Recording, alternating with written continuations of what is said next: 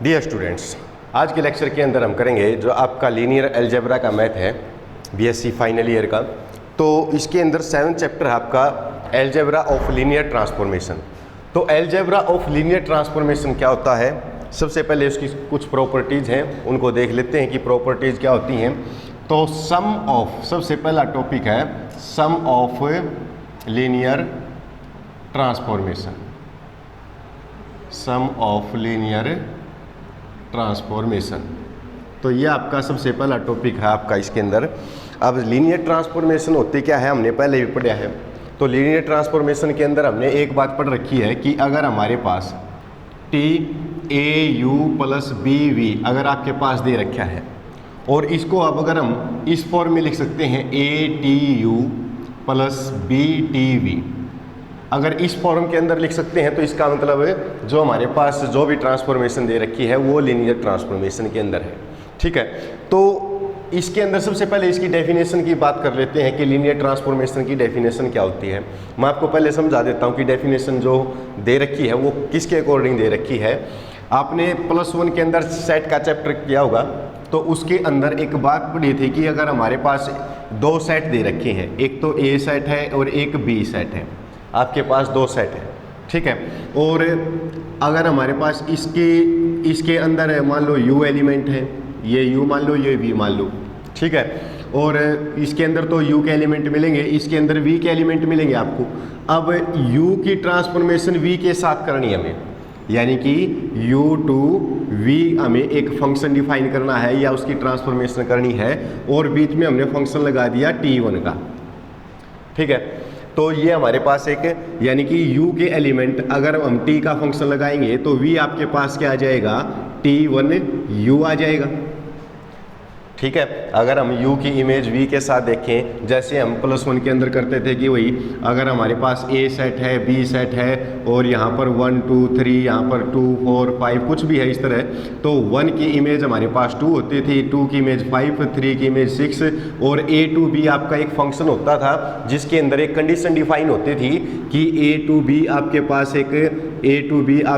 एक फंक्शन है और उसके अंदर एक कंडीशन डिफाइन होती थी कि ए का बी के साथ इस तरह का फंक्शन हमें डिफाइन करना है। ठीक है, तो वो कंडीशन थी। तो हमारे पास u तो ये एलिमेंट हो गए u के, v के हमारे पास ये एलिमेंट है, t हमारी एक कंडीशन है। ठीक है, और u की अगर हम ट्रांसफॉर्मेशन v के साथ करेंगे तो v की वैल्यू क्या आ जाएगी, यानी कि जो ऑपरेशन जो कंडीशन आपको दे रखी है उस कंडीशन के अकॉर्डिंग u को लिख लेंगे हम। ठीक है, तो ये हमारे पास आ गई ट्रांसफॉर्मेशन। ऐसे ही अगर मान लो एक और फंक्शन आपको दे रखा है, ए यू मान लो, दूसरा फंक्शन v मान ले, और इसकी भी कंडीशन कुछ अलग दे दी हमारे पास, यानी कि इसके अंदर तो u के एलिमेंट है, इसके अंदर v के एलिमेंट है, और इसकी अगर हम इमेज देखें या इसकी ट्रांसफॉर्मेशन देखें या इसकी कंडीशन देखें तो ये t2 मान लो आपके पास, ये सेकंड कंडीशन आपके पास कुछ दे रखा है। ठीक है, अब हमें करना क्या है कि v की वैल्यू फाइंड करनी है अकॉर्डिंग टू u, और ये आपके पास कंडीशन है, तो v की वैल्यू आपके पास क्या आ जाएगी, t2 u आ जाएगी। ठीक है, अगर हम फंक्शन डिफाइन करते हैं, जैसे मान लीजिए आपके पास f ऑफ x की वैल्यू है, या मान लीजिए आपके पास 2x है, अगर मैं x की जगह पर 1 पुट करता हूं तो आपके पास 1 पुट करेंगे तो 2 आ जाएगा ना। ठीक है, इस कंडीशन को देखो, अगर मैं 1 पुट करूंगा x की जगह पर तो 2 आ जाएगा। यानी कि अगर हम कोई भी इमेज इसको इमेज बोलते हैं हम, अगर हम कोई भी इमेज ड्रा करते हैं a टू b फंक्शन के अंदर, इसी तरह u और v के फंक्शन के अंदर अगर हम इमेज ड्रा करेंगे तो हमारे पास इसकी ये वैल्यू नहीं आ जाएगी अगर फंक्शन के अंदर उसको पुट करते हैं तो। यानी कि अगर मैं फंक्शन के अंदर 1 पुट करूंगा तो आपके पास 2 आ जाएगा ना। ठीक है, तो 1 पुट करेंगे तो आपके पास 2 आ जाएगा, यानी कि 2 की जगह पर हम v मान रहे हैं तो v की वैल्यू नहीं आ जाएगी आपके पास अगर हम कोई भी कंडीशन के अकॉर्डिंग u के अंदर t2 हमारे पास कोई कंडीशन है या t1 हमारे पास कोई कंडीशन है और इस एलिमेंट को हम पुट करेंगे तो v की वैल्यू आपके पास आ जाएगी। ठीक है, क्लियर है ये दोनों स्टेप। अगर मैं इसी को इस तरह लिख दूं कि u और v आपके पास दो फंक्शन है, इसकी डेफिनेशन पढ़ेंगे कि डेफिनेशन क्या बताती है आपको। u तो आपके पास इसके अंदर फंक्शन है, इसके v के फंक्शन है, और इसकी इमेज इसके साथ अब की बार कंडीशन जो है वो t1 प्लस t2 है। कंडीशन आपकी t1 प्लस t2 है, ये कंडीशन है। अब हमें करना क्या है, तो इसको हम v की वैल्यू फाइंड करेंगे तो किस तरह आ जाएगी आपकी, तो t1 plus t2 into you आ जाएगा, v की वैल्यू ये आ जाएगी। और यही हमें प्रूव करके दिखाना है, यानी कि इसकी जो डेफिनेशन है वो क्या बोलती है कि t1 प्लस t2 और इसके अंदर u जो है उसको हम लिख सकते हैं t1u प्लस t2u। ये आपके पास इसकी कंडीशन है, यानी कि सम ऑफ लीनियर ट्रांसफॉर्मेशन अगर आपको दिखाना है तो ये आपको प्रूफ करके दिखाना है, ठीक है। यानी कि सम ऑफ लीनियर ट्रांसफॉर्मेशन की कंडीशन मान लो कि आपके पास ये सम ऑफ लीनियर ट्रांसफॉर्मेशन की कंडीशन है। अब इसने डेफिनेशन के अंदर क्या लिख रखा है उसी तरह हम इसको डिफाइन करेंगे। तो देखो डेफिनेशन के अंदर जो लिख रखा है हम उसको लिख लेते हैं एक बार और उसको समझ लेते हैं, जो मैंने बताया है उसी के अकॉर्डिंग है या नहीं है। तो सबसे पहले इसने बोल रखा है लेट t1 आपके पास कोई फंक्शन है u2v और t1 आपके पास कोई फंक्शन है u2v के साथ उसको डिफाइन कर रखा है। लेट t1 और ये फंक्शन है और u2v के साथ वो डिफाइन कर रखा है, ठीक है। एंड t2 भी आपके पास कोई फंक्शन है और वो भी u2v के साथ डिफाइन कर रखा है, ठीक है। b2 ट्रांसफॉर्मेशन दो ट्रांसफॉर्मेशन आपको दे रखी हैं ये, ठीक है। आगे बोला है where u and v are the two vector space, u and v are two vector space, दो आपके पास u और v वेक्टर स्पेस हैं, ठीक है। और आगे बोला इसने ऑफ द फील्ड, तो फील्ड के दो वेक्टर स्पेस आपके पास ये दे रखे हैं भाई। अब आगे बोला इसने we define the sum of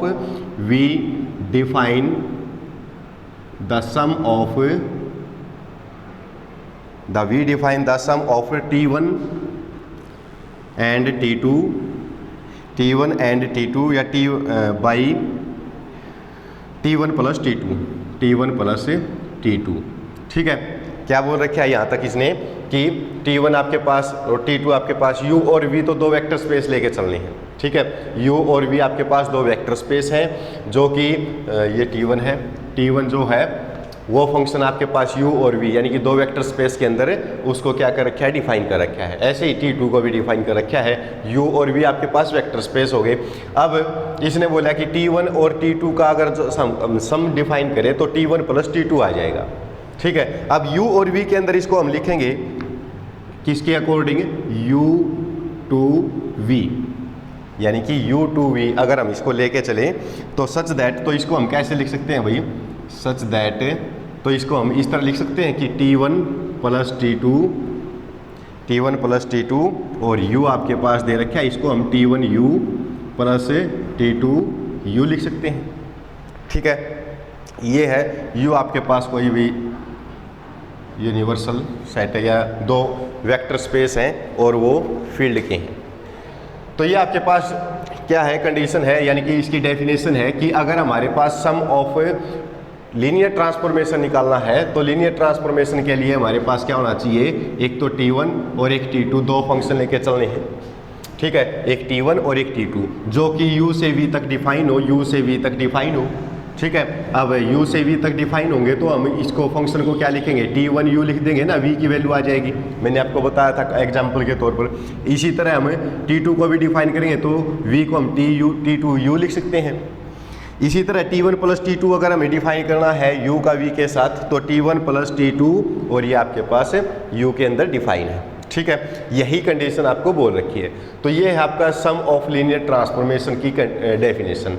अब इसकी एक जो है थ्योरम है वो थ्योरम देख लेते हैं, उसके अंदर क्या बोल रखा है कि t1 plus t2 is also is a linear transformation from u to v। अब ये लीनियर ट्रांसफॉर्मेशन के अंदर हमें डिफाइन करना है, ठीक है। अब आपकी थ्योरम क्या है कि ये जो फंक्शन है या ये जो फंक्शन है ये लीनियर ट्रांसफॉर्मेशन के अंदर है, ये हमें डिफाइन करना है। तो लीनियर ट्रांसफॉर्मेशन के अंदर होगा तो हम इस फॉर्म के अंदर लिख सकते हैं इसको। तो लिखने के लिए देखो, अगर हम लीनियर ट्रांसफॉर्मेशन के अंदर इसको लिखेंगे तो किस तरह लिखेंगे भाई, इसने बोल रखा है कि t1 और t2 आपके पास क्या है, दो लीनियर ट्रांसफॉर्मेशन है, t1 प्लस t2। ये आपके पास लीनियर ट्रांसफॉर्मेशन के अंदर है from U to V, from U to V। ठीक है, अब ये थ्योरम है, इसको प्रूफ करने के लिए देखो क्या करेंगे। सर आसान तरीका है, जो बातें हमने इसके अंदर पढ़ी है सिर्फ वही अप्लाई करनी है कि इसका यूज होगा जो लीनियर ट्रांसफॉर्मेशन के अंदर। ये तो पता होना चाहिए आपको कि लीनियर ट्रांसफॉर्मेशन के अंदर कौन सी चीज़ होगी। तो अगर कोई चीज़ इस तरह है तो उसको इस तरह लिख सकते हैं, तो इसका मतलब क्या है कि वो लीनियर ट्रांसफॉर्मेशन के अंदर है। ठीक है, और हमारी प्रॉपर्टी क्या है सम ऑफ लीनियर ट्रांसफॉर्मेशन की, ये प्रॉपर्टी है, डेफिनेशन ये है आपकी, और इसी को हमको डिफाइन करना है कि ये लीनियर ट्रांसफॉर्मेशन के अंदर है। ठीक है, अब लीनियर ट्रांसफॉर्मेशन के अंदर तो है, लेकिन वो डिफाइन भी तो करके दिखाना है ना कैसे है। तो इसीलिए हम क्या करेंगे इसके अंदर, तो मैं इसको इस तरह लिख सकता हूँ कि T1 प्लस T2, जो T1 और T2 है वो AU प्लस BV। T की जगह पर हमने दो फंक्शन ले लिए, वही T1 प्लस T2, और ये आपके पास एज चीज रहेगा फंक्शन। अब आपको पता है कि हम इसको किस तरह लिख सकते हैं। इसको लिखने के लिए हम, अगर आपके पास अगर 1T1 है, एक T है, तो हम उसको इस तरह लिख सकते हैं लीनियर ट्रांसफॉर्मेशन के अंदर। तो अब की बार तो दो फंक्शन है आपके पास, तो दो फंक्शन है तो इनका क्या करेंगे, तो इसको भी हम इसी तरह लिख लेंगे कि T1 के साथ भी AU प्लस का BV, और T2 के साथ भी वही AU प्लस का BV। ठीक है, अगर आपके पास दो चीज़ दे रखी हैं T1 प्लस T2, तो T1 प्लस T2 U है, तो U की जगह पर आपके पास इस तरह का कोई फंक्शन है, तो U की जगह पर वो वैल्यू पुट कर देंगे भाई हम। ठीक है, अब इसको देखो, अगर मैं इसको इसके अकॉर्डिंग डिफाइन करूँगा तो क्या आ जाएगा आपके पास, इसको मैं लिख सकता हूँ कि भाई AT1U plus BT1V, AT1U plus BT1V, इस तरह लिख सकते हैं लीनियर ट्रांसफॉर्मेशन के अंदर। अगर कोई एक फंक्शन दे रखा है तो उसको हम इस तरह लिख सकते हैं भाई, प्लस इसी को भी इसको इसी तरह लिख लेंगे AT2U प्लस BT2V। ठीक है, क्लियर है यहाँ तक। अब देखो, अगर मैं T1U और यहाँ पर T2U इनको एक साथ लिख ले, AT1U प्लस AT2U, इसी तरह इसको भी एक साथ लिख लेंगे भाई, इसको और इसको, तो प्लस का BT1V आ जाएगा, पहले V लिख लो भाई, प्लस का BT2V आ जाएगा। ठीक है, अब अगर इसमें से A को कॉमन निकाल लें, A को कॉमन निकाल लेंगे तो आपके पास क्या आ जाएगा अंदर, T1U प्लस T2U आ जाएगा। ठीक है, इसमें से B को कॉमन निकाल लेंगे भाई, तो B को कॉमन निकालेंगे तो T1V आ जाएगा प्लस का T2V आ जाएगा। क्लियर है। अब देखो A तो आपके पास एज चीज रहेगा, ये U का फंक्शन है, T1 जो है U के साथ है, T2 भी U के साथ है, तो मैं इसको इस तरह लिख सकता हूँ, दोनों प्लस के अंदर है, तो T1 प्लस T2 ये आपके पास U आ जाएगा। इसी तरह इसको भी वही प्लस है, B into T1 plus T2, ये V का फंक्शन है तो हम इसको V लिख सकते हैं भाई। तो देखो लीनियर ट्रांसफॉर्मेशन क्या बोलता है आपके पास कि अगर कोई भी एक फंक्शन दे रखा है तो उसको हम इस फॉर्म के अंदर लिख सकते हैं, तो इसका मतलब वो क्या है, लीनियर ट्रांसफॉर्मेशन।